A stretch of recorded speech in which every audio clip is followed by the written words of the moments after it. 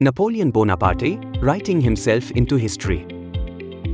Few men in history understood the power of narrative as completely as Napoleon Bonaparte. He conquered nations with armies and conquered memory with words. Napoleon never wrote a single, polished autobiography. Instead, he scattered his life across letters, bulletins, dictated memoirs, and final reflections from exile. Together, they form something more influential than any book, a self-authored legend. Tonight, we examine Napoleon's autobiography, not as history, but as self-construction. How he explained his rise, how he justified his rule, and how he sought to control his legacy long after losing power. Napoleon Bonaparte left behind over 30,000 letters, official proclamations, military bulletins, and later, dictated memoirs, especially during his final exile on Saint Helene. These writings served three purposes: to explain his actions, to justify his authority, to shape how history would judge him. Unlike traditional autobiographies, Napoleon's self-portrait evolved alongside his power. This documentary treats these texts collectively as Napoleon's autobiography, a living, strategic narrative. Napoleon was born in 1769 on the island of Corsica, recently annexed by France. In his own telling, this mattered deeply.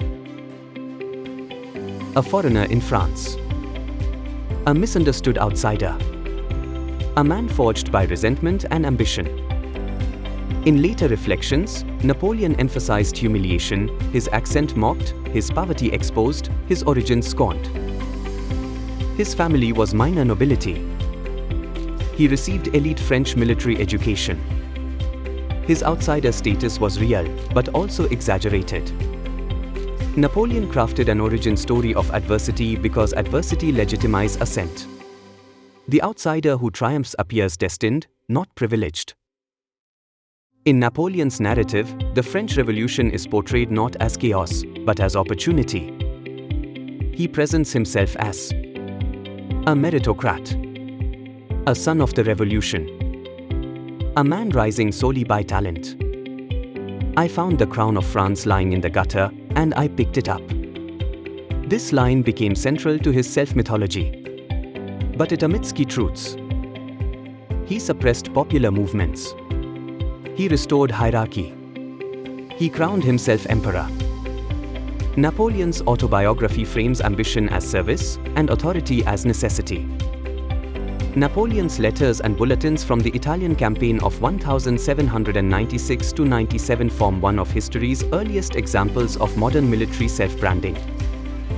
He exaggerated victories, minimized losses, portrayed himself as indispensable.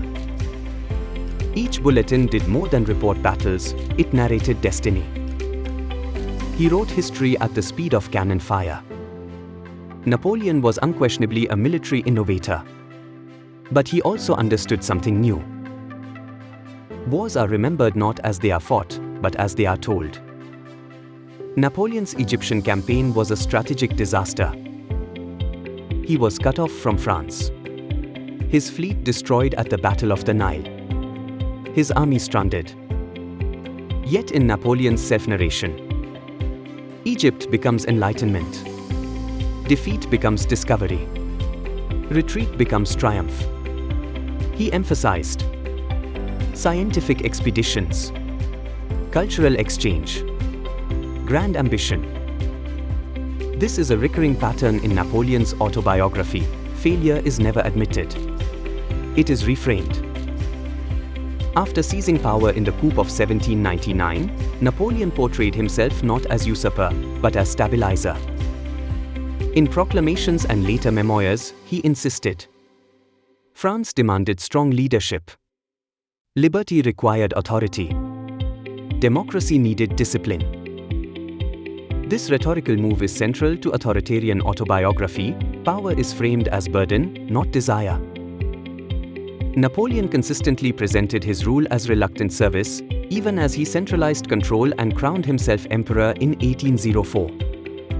Napoleon's letters to Josephine are among the most personal elements of his self-portrait.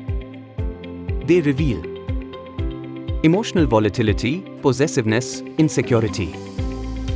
Yet in later accounts, Napoleon softened this image. Divorce as necessity.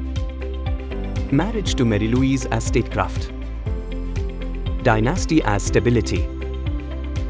In autobiography, intimacy becomes political. Personal decisions are rewritten as historical duty. Napoleon consistently argued that his greatest achievement was not military conquest, but legal reform. The Napoleonic Code appears in his self-narration as proof of enlightenment and permanence. The code standardized law and protected property. But it also restricted women's rights, reinforced patriarchy, empowered the state over individuals. Napoleon portrayed himself as architect of modernity, omitting those who paid the price for it. As Europe united against him, Napoleon's self-explanation hardened. Wars were defensive. Enemies were jealous monarchs. Resistance was irrational. Napoleon expanded aggressively. He installed relatives on thrones. He underestimated nationalism. But autobiography resists responsibility. Blame is always external. The 1812 invasion of Russia marked the collapse of Napoleon's empire. In exile, Napoleon explained it as bad weather, poor allies, fate. Rarely did he acknowledge strategic overreach. This is the limit of self-authored history. When catastrophe arrives, explanation becomes evasion. Defeat and the first exile. After abdication in 1814, Napoleon began consciously shaping his legacy. On Elba, he presented himself as philosopher, administrator, reformer. The narrative had shifted from conqueror to misunderstood reformer. The 100 Days, Destiny's Last Act.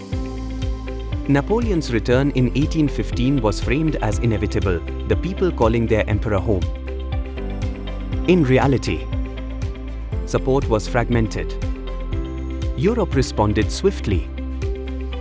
Waterloo ended the myth. But even defeat was narrated as grandeur. Saint Helene, writing for eternity. Exiled to Saint Helene, Napoleon dictated extensive memoirs to companions. He portrayed himself as victim of British cruelty, champion of progress, martyr to reactionary Europe. Saint Helena is where Napoleon fully understood the final audience, not contemporaries, but posterity. Comparing Napoleon's self-narration with historical evidence reveals consistent patterns. Napoleon pioneered something modern leaders still use: continuous self-narration, media management, history written in real time. He understood that power ends, but stories endure. Napoleon Bonaparte did not merely rule Europe. He narrated himself into immortality. Between fact and legend lies a man who understood that history is not only what happens, but what is remembered. His armies fell. His empire vanished. But his autobiography, written across a lifetime, still shapes how we see power, ambition, and legacy. If you like the video, please click on the like, subscribe, and share buttons. Hit the bell icon to receive the latest updates.